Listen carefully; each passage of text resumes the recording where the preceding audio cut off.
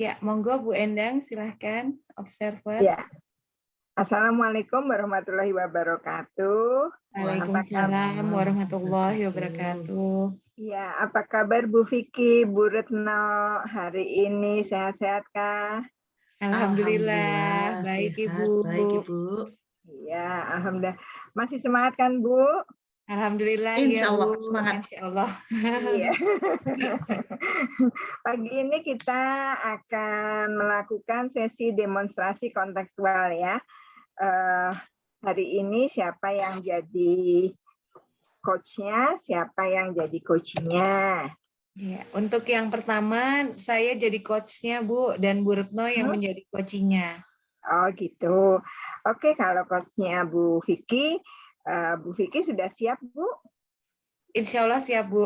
Oh iya, coba ceritain sedikit untuk coach itu untuk supervisinya, itu yang akan didiskusikan itu tentang penilaian tentang apa Bu?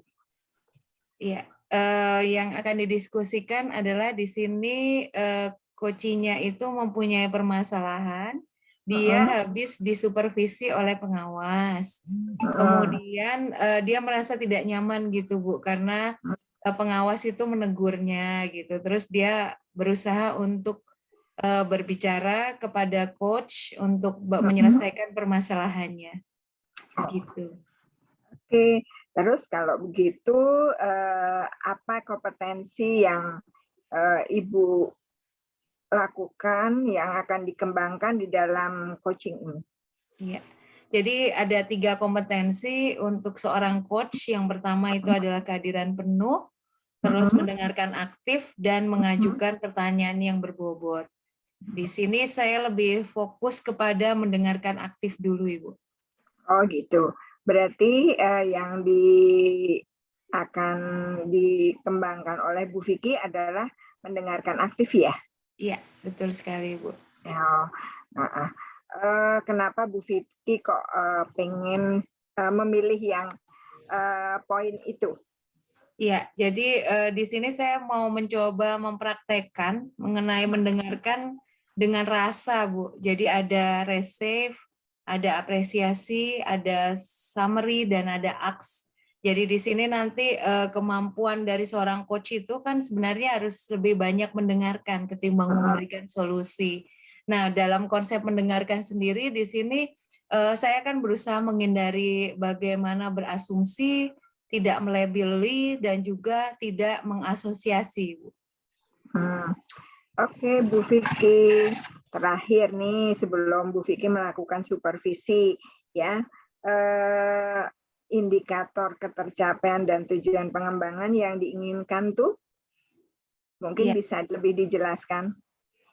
Oke, jadi nanti indikator ketercapaiannya ada di sini coaching-nya itu merasa nyaman Ibu ketika dia menceritakan permasalahannya, sehingga nanti dari mendengarkan aktif ini dia mungkin nanti bisa nyaman dulu, kemudian baru saya akan menanyakan pertanyaan-pertanyaan yang berbobot yang bisa mengarahkan dia untuk menemukan sendiri solusinya. Oh gitu.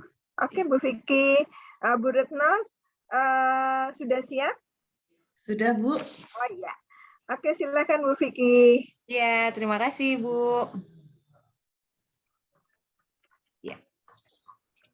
Monggo Bu Retno. Ya. Selamat siang Ibu. Apakah Ibu mempunyai waktu luang hari ini? Selamat siang juga Bu Retno. Ada apa ya Bu? Saya lihat sepertinya Bu Retno itu agak murung, tidak bersemangat seperti biasanya. Bagaimana Bu? Ada yang bisa saya bantu? Mohon maaf Bu, saya jadinya mengganggu waktunya nih Bu. Tidak apa-apa ya Bu ya? Tidak apa-apa Bu.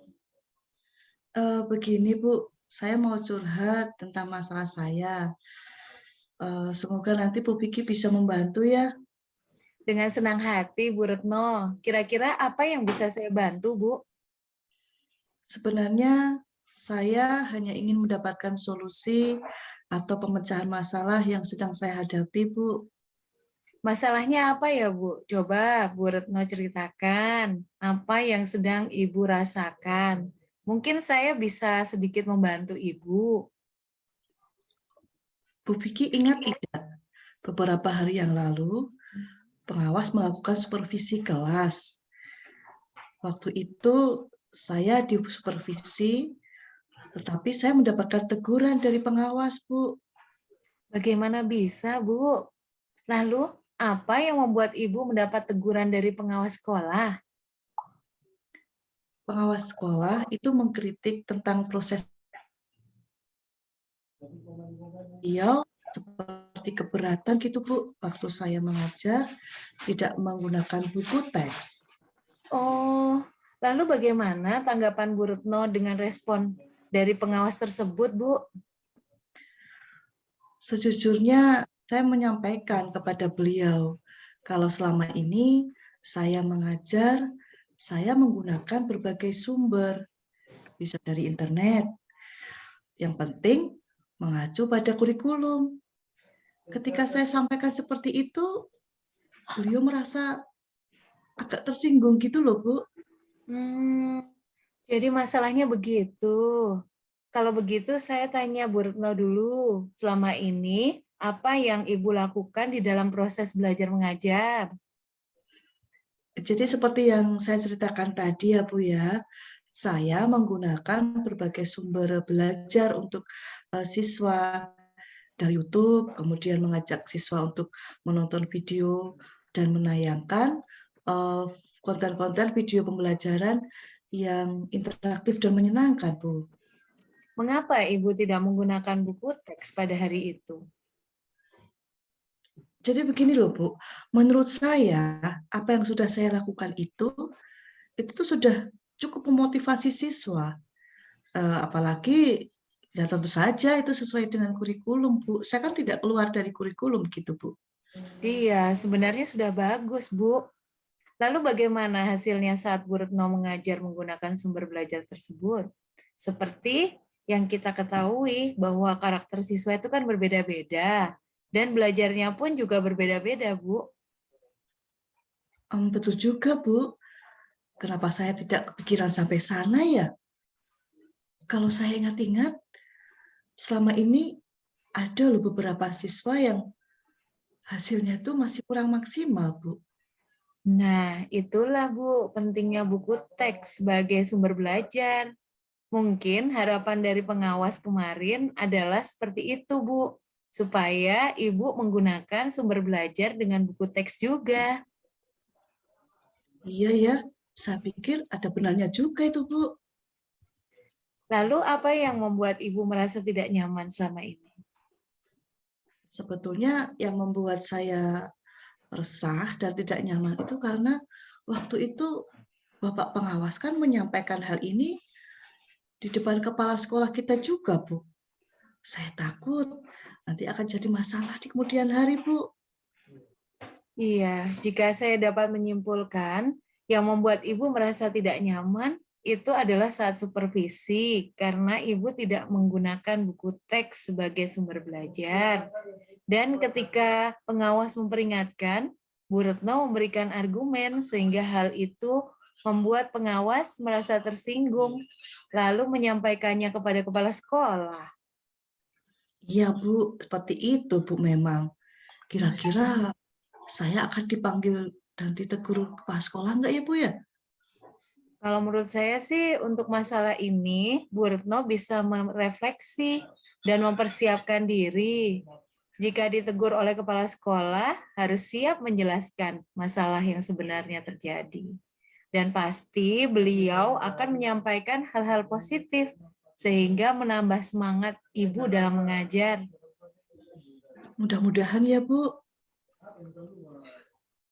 Dari apa yang sudah Ibu sampaikan, apa rencana Ibu ke depannya? Sebentar. Saya berniat menemui beliau untuk membicarakan hal ini, Bu. Mungkin beliau akan memberikan solusi nanti. Lalu, apakah ada hal lain yang akan dilakukan, Bu? Saya akan menemui Bapak pengawas juga, Bu. Saya juga akan meminta maaf kepada beliau. Kemudian terkait proses belajar, Kedepannya saya juga akan menggunakan buku teks dan meminta saran kepada beliau bagaimana untuk bisa menjalankan proses pembelajaran untuk kelas saya supaya menjadi lebih baik itu Bu kualitasnya. Wah, langkah yang Ibu ambil sudah tepat sekali. Saya setuju dengan ide Ibu itu.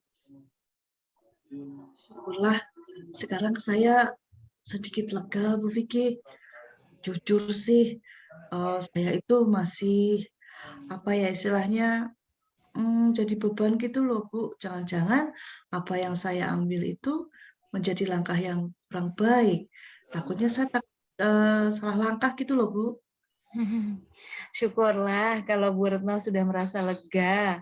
Lalu dari yang sudah Bu Retno rencanakan tadi, komitmen apa yang akan Ibu lakukan untuk menjalankan rencana itu?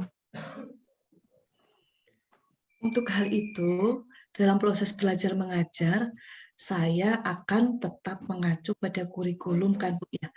Kemudian mematuhi aturan-aturan yang ada, termasuk aturan dari pengawas tentang penggunaan buku teks Bu. Lalu dukungan apa yang dibutuhkan Bu Retno untuk melakukan komitmen tersebut? Jadi itu sih sebetulnya masih dalam pikiran Bu. Saya masih belum dapat ide yang bagus gitu. Tapi mungkin saya akan mencoba berkomunikasi dengan teman guru yang serumpun mata pelajaran dengan saya. Jadi kami bisa sama-sama saling mengingatkan, Bu. Itu ide yang sangat bagus sekali, Bu.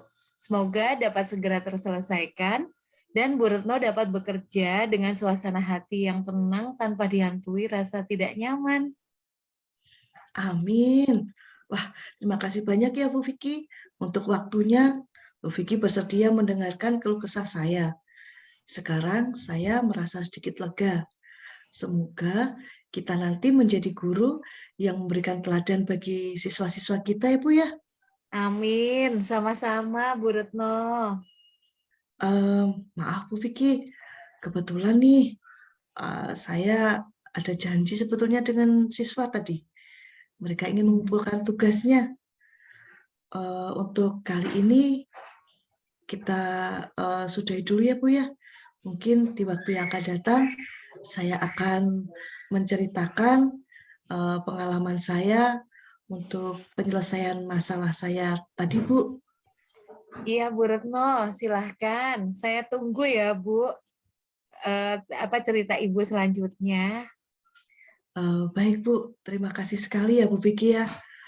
Mohon maaf, mohon undur diri ya Bu ya. Iya, Assalamualaikum. sama. Waalaikumsalam. Oke. Selanjutnya komentar dari Bu Endang. Iya, Bu Vicky, yang Ibu lakukan itu sudah bagus sekali. Tapi boleh ada sedikit saya tanya ya Bu, Iya. apa yang sudah dilakukan yang saat Ibu melakukan coaching tadi, itu yang menjadi indikatornya apa untuk pengembangan yang diinginkan? Iya, jadi saya lebih ini Bu, ke depannya yang akan saya perbaiki adalah bagaimana memberikan pertanyaan-pertanyaan yang berbobot Ibu. Jadi bisa menggali apa potensi atau permasalahan lagi dari coachingnya, gitu Ibu. Oh gitu ya. Tapi untuk saat ini Bu Vicky sudah puas dengan apa yang sudah Ibu lakukan? Sudah lumayan puas Bu. Kedepannya harus banyak praktek lagi Bu. Nah itu betul. Ya. Emang yang dibutuhkan itu sebagai coach itu harus sering berlatih ya. Betul Ibu. Kemudian gini Bu, coba disampaikan catatan hasil observasi tadi yang berbasis data, yang bebas dari penilaian dan asumsi, dan terfokus pada area yang ingin Ibu kembangkan dari hasil percakapan tadi ya. Iya. Jadi tadi saya berusaha untuk membuang asumsi saya, Ibu. Jadi walaupun mungkin koci itu bersalah ya, maksudnya karena ditegur gitu, pasti kan ada sesuatu yang mungkin memang tidak berkenan pengawasnya. Tapi saya berusaha untuk tidak membangun asumsi itu, Ibu. Jadi saya lebih mendengarkan dulu apa yang koci rasakan begitu. Jadi fungsinya mendengar secara aktif tuh itu, Ibu. Jadi Oh, biar kita berhasil itu kita harus membuang asumsi-asumsi itu. ya. Iya. Ibu hanya menggiring bagaimana cara Bu Retno tadi bisa mengungkapkan permasalahannya ya, Iya. dan bagaimana cara menyelesaikannya. Iya. Itu sudah bagus sekali, Bu. Terima Kemudian kasih, Bu. kompetensinya apa lagi yang harus Ibu kembangkan supaya mendapatkan hasil yang maksimal? Kompetensinya di sini, nah ini Bu, yang saya ingin tingkatkan itu adalah ketika mendengarkan aktif, saya juga harus membuang yang namanya asosiasi, Bu. Asosiasi itu adalah kita berusaha untuk memberikan masukan sesuai dengan apa yang pendapat kita. Iya. Jadi itu tadi saya berusaha banget untuk membuang itu, Ibu. Iya, jadi kalau sebisa mungkin saya tidak mengarahkan koci saya itu pada solusi yang menurut saya tepat begitu. Itu ya Bu. Memang sebagai coach itu memang harus yang pertama harus sabar ya ketika si coachnya punya masalah, terus bagaimana usaha kita untuk membantu serta menangkap adanya pemikiran yang perubahan yang terjadi ya selama pembicaraan tadi. Saya rasa itu Bu Vicky sudah bagus. Mungkin tadi satu yang harus dilakukan adalah sering-seringlah untuk berlatih untuk kegiatan coaching ini. Iya. Gitu Bu Vicky. Ya, terima kasih Bu masukannya.